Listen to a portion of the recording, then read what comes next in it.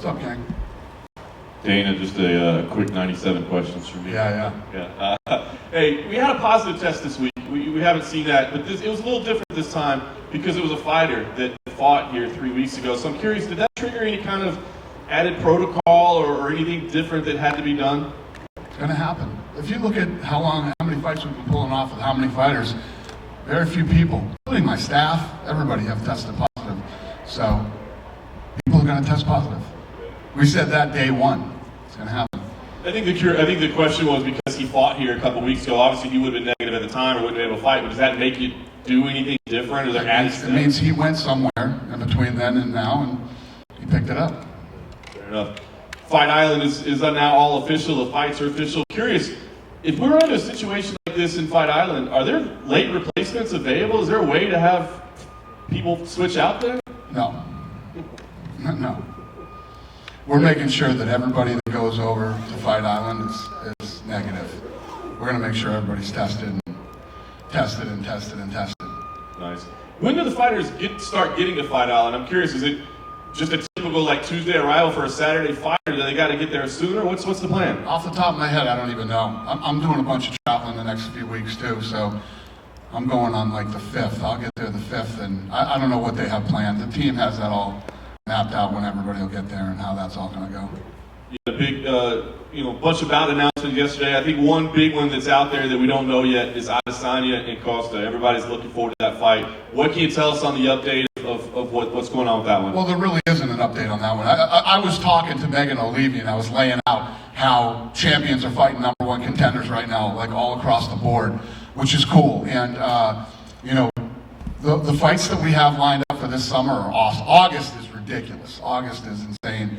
And then, you know how that usually works out as we end the year going into the fall. There's always killer fights going into the fall, too. So, I mean, with all the madness that's going on in this world right now, this thing is it's so good right now. Everything is so good right now in the UFC world.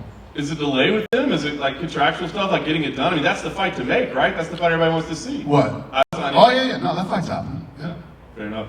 Habib took to Instagram yesterday, teased he's got big news coming. We know the unification fight is supposed to happen. Is there an update, or is that what he's teasing? Do we have I have no idea what he's doing. But, yeah, he's fighting. He'll be fighting this fall. Fair enough. And that'll be the Gaethje fight? Yes. Absolutely. And last one I wanted to ask you was John Jones. It's been a couple weeks since he kind of said he wanted to give up the belt.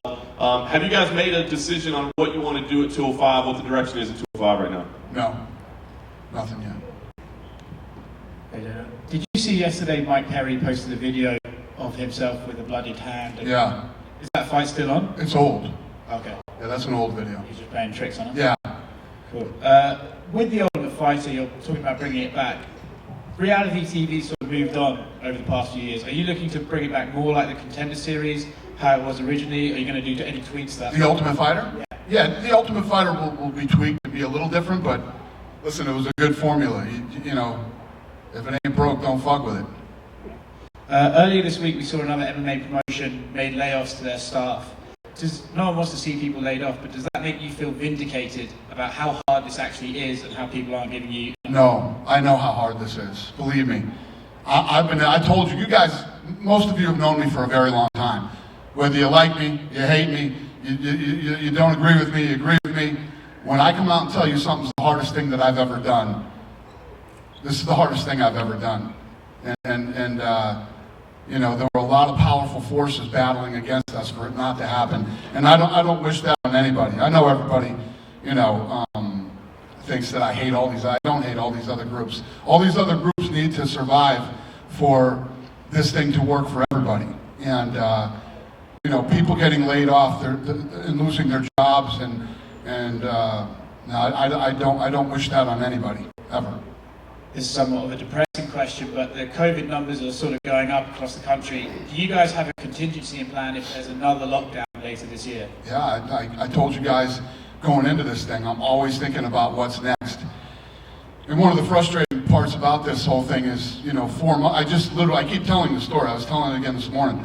4 months ago, I could have told you anything about this business, where we were going, what was going to happen.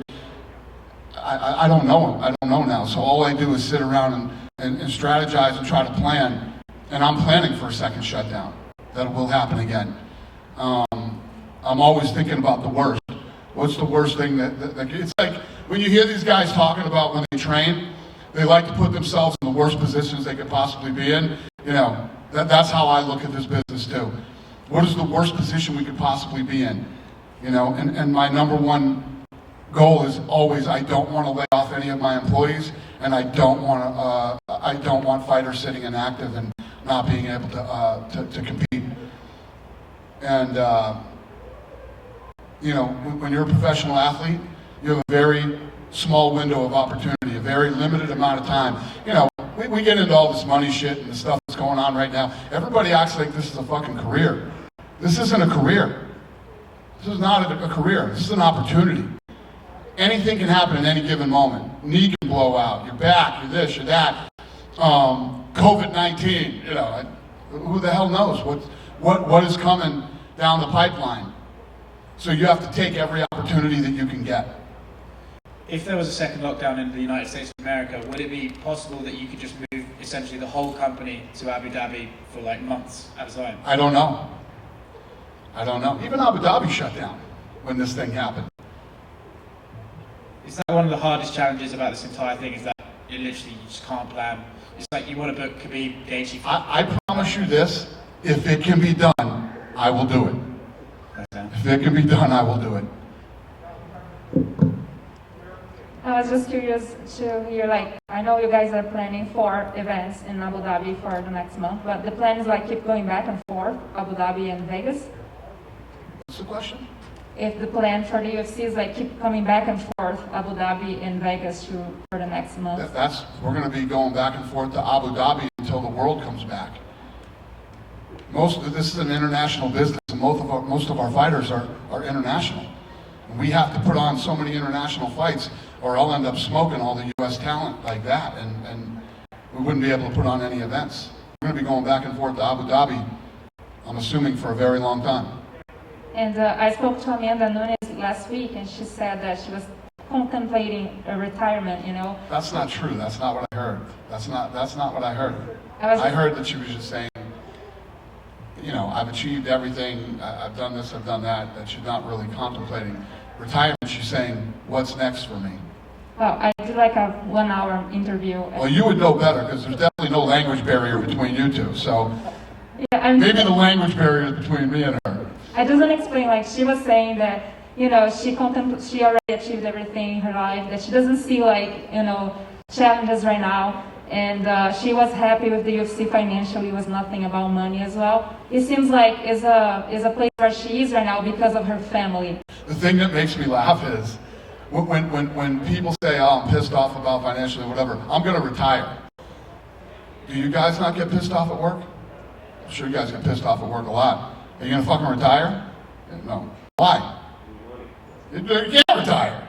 These guys can retire. She can retire. You know, a lot of these guys can retire. You know, I hope she doesn't.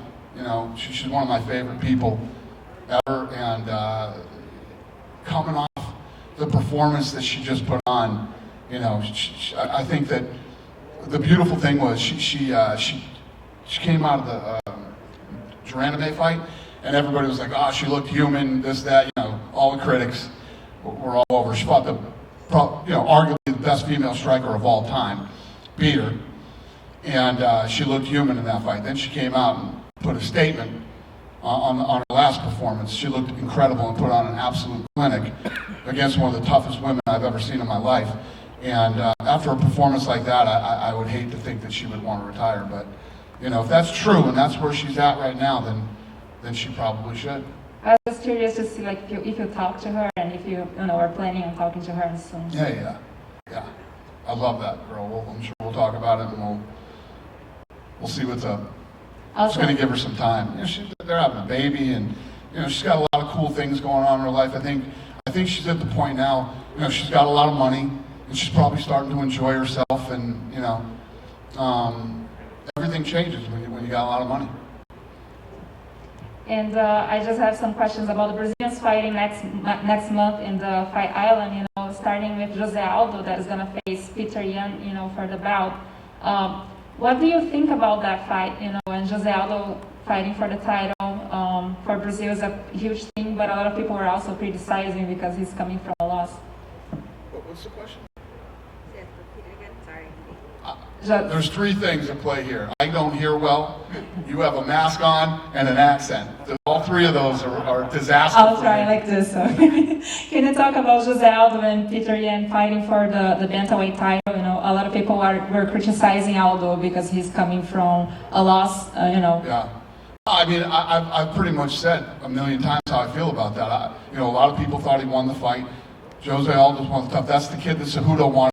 Cejudo, you know, that he was next in line for the title shot. How do we go back now and tell him Cejudo retired, so you know you don't get the fight? And people disagree with that fight. You know my point of view on that. Don't watch it. Don't watch the fight if you don't like it. You know, Aldo's been around forever. The guy's a warrior, and to say that Aldo doesn't deserve anything is ridiculous. What does it represent to him, though, if he gets, you know, a second belt at this point in his career? What does that mean to him? It's huge. I mean, I guess everybody would be wrong then, wouldn't they? That he didn't deserve the title shot. So, you know, if he goes in and gets absolutely dominated and it's a one-sided fight and Aldo gets destroyed, then they were right and we were wrong, and, you know, it happens. We also have Gilbert Burns fighting for the title against Kamaru Usman. What do you expect from the fight?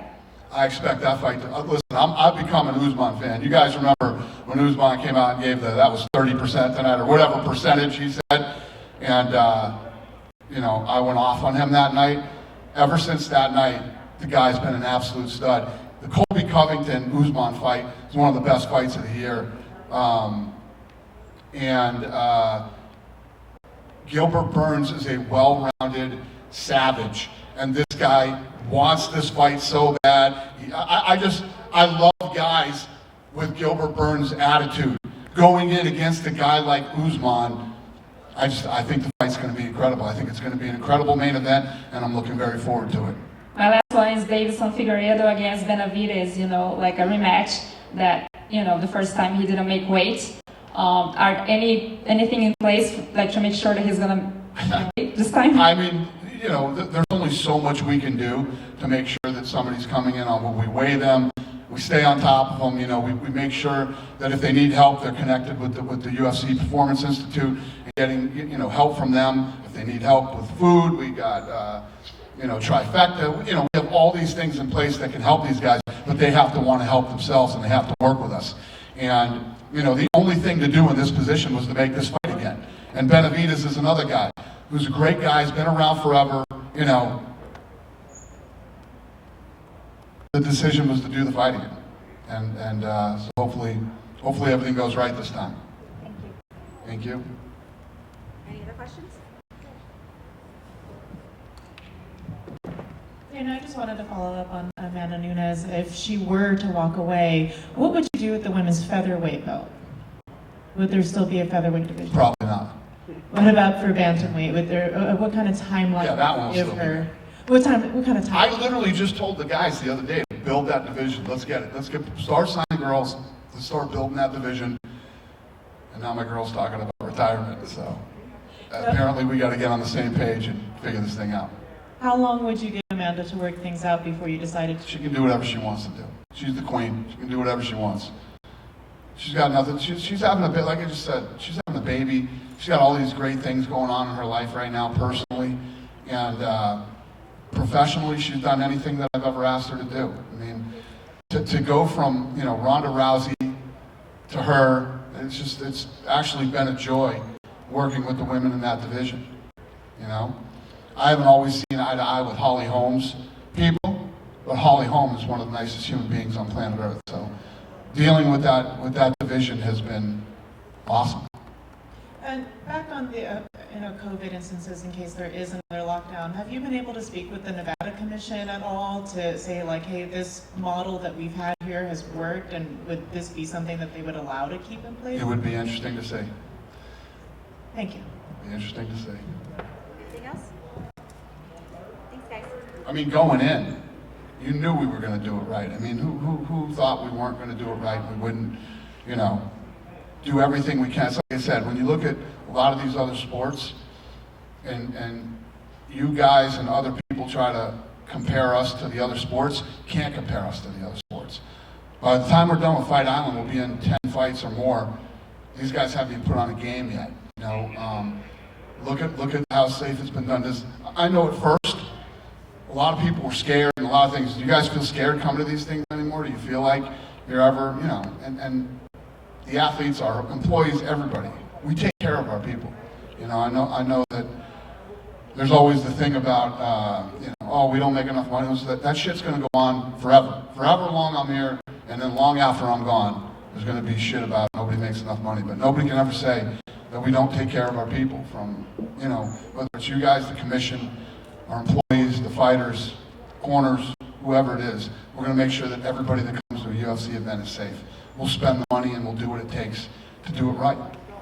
So, my point to saying that was, you know, I don't think they didn't think we would do it right the first time, but hopefully if this thing goes down again, they know that we can do this and we will do it right.